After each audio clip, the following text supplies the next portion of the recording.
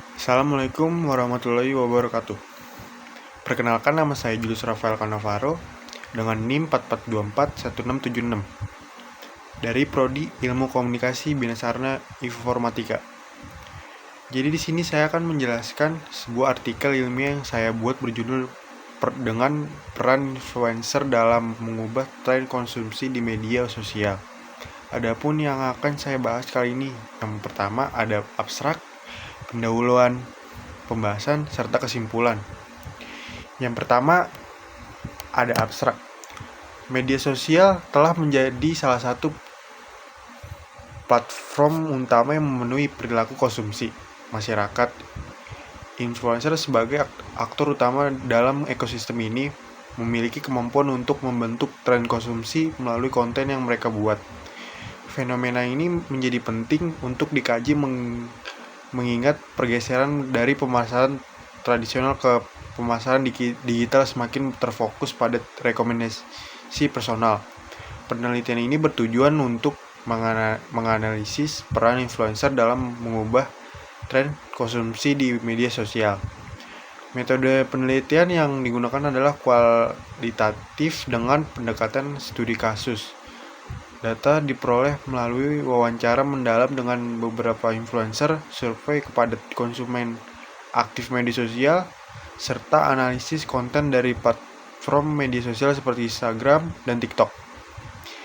Hasil penelitian menunjukkan bahwa influencer memainkan peran penting dalam menciptakan tren konsumsi melalui 3 aspek utama: kepercayaan audiens terhadap keaslian konten, keterlibatan emosional yang terjalin melalui interaksi di media sosial, dan kemampuan mereka memanfaatkan algoritma untuk memperluas jangkauan pesan.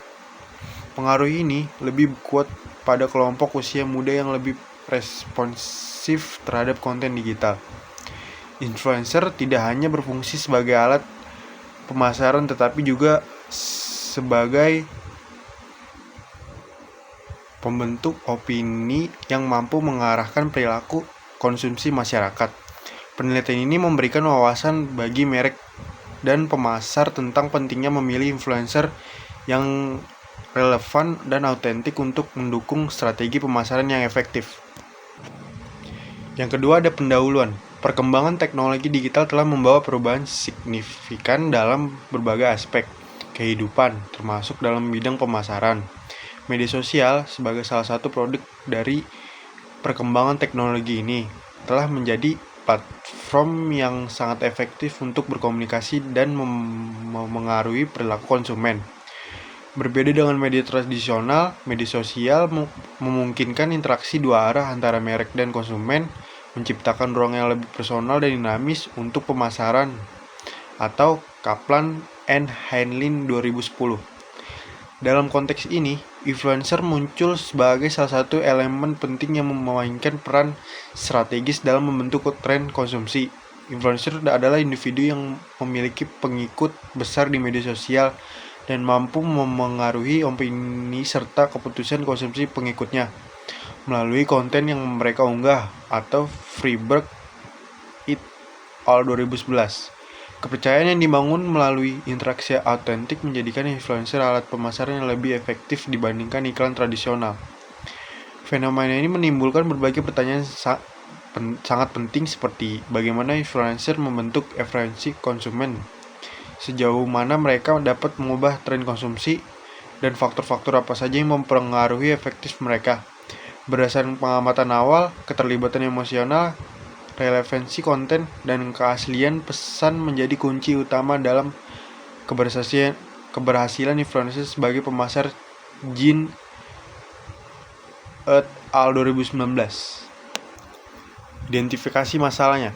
Yang pertama ada apa pengertian asuransi, yang kedua bagaimana prinsip dasar asuransi, yang ketiga apa tujuan asuransi, yang keempat apa fungsi asuransi, yang kelima apa saja jenis-jenis asuransi, yang keenam apa keuntungan asuransi, dan yang ketujuh apa saja jenis-jenis resiko asuransi. Pembahasan. Asuransi adalah salah satu bentuk pengendalian resiko dengan cara mengalihkan atau mentransfer Risiko tersebut dari pihak pertama ke pihak lain. Dalam hal ini adalah kepada perusahaan asuransi. Pelimpahan tersebut didasari dengan aturan hukum dan prinsip-prinsip yang berlaku secara universal, yang dianut oleh pihak pertama maupun pihak lain. Di Indonesia, pengertian asuransi menurut Undang-Undang Nomor 1 Tahun 1992 tentang usaha asuransi adalah sebagai berikut. Asuransi atau pertanggungan adalah perjanjian antara dua pihak atau lebih, dengan mana pihak menanggung meningkatkan diri kepada tertanggung karena kerugian, kerusakan, atau kehilangan keuntungan yang diharapkan, atau tanggung jawab hukum kepada pihak ketiga yang mungkin akan diderita tertanggung, yang timbul dari suatu peristiwa yang tidak pasti atau untuk memberikan suatu pembayaran yang didasarkan atas meninggal atau hidupnya seseorang yang dipertanggungkan. Badan yang menyalurkan resiko disebut tertanggung, dan badan yang menerima resiko disebut penanggung. Perjanjian antara kedua badan ini disebut kebijakan. Ini adalah sebuah kontak legal yang menjelaskan setiap istilah dan kondisi yang dilindungi. Biaya yang dibayar oleh tertanggung kepada penanggung untuk risiko yang ditanggung disebut premi. Ini biasanya ditentukan oleh penanggung untuk dana yang bisa diklaim di masa depan. Biaya administratif dan keuntungan. Jadi kesimpulannya, menurut UU Nomor 2 Tahun 1992 tentang usaha perasuransian, asuransi atau pertanggungan adalah perjanjian antara dua pihak atau lebih dengan mana pihak penanggung meningkatkan diri kepada tertanggung dengan menerima premi asuransi untuk memberikan penggantian kepada tertanggung karena kerugian kerusakan atau kehilangan keuntungan yang diharapkan, atau tanggung jawab hukum kepada pihak ketiga yang mungkin akan diderita tertanggung yang timbul dari suatu peristiwa yang tidak pasti, atau untuk memberikan suatu pembayaran yang didasarkan atas meninggal atau hidupnya seseorang yang dipertanggungkan.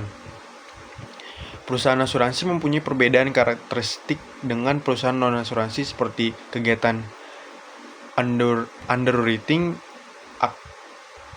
akutaria, klaim, dan reasuransi retrosesi. Pada dasarnya, asuransi dapat memberikan manfaat bagi pihak tertanggung antara lain dapat memberikan rasa aman dan perlindungan sebagai pendistribusian biaya dan manfaat yang lebih adil. Polis asuransi dapat dijadikan jaminan untuk memperoleh kredit sebagai tabungan dan sumber pendapatan sebagai alat penyebaran risiko, serta dapat membantu peningkatan kegiatan usaha. Oke, itu saja yang bisa saya presentasikan dari artikel yang saya buat ini. Terima kasih. Assalamualaikum warahmatullahi wabarakatuh.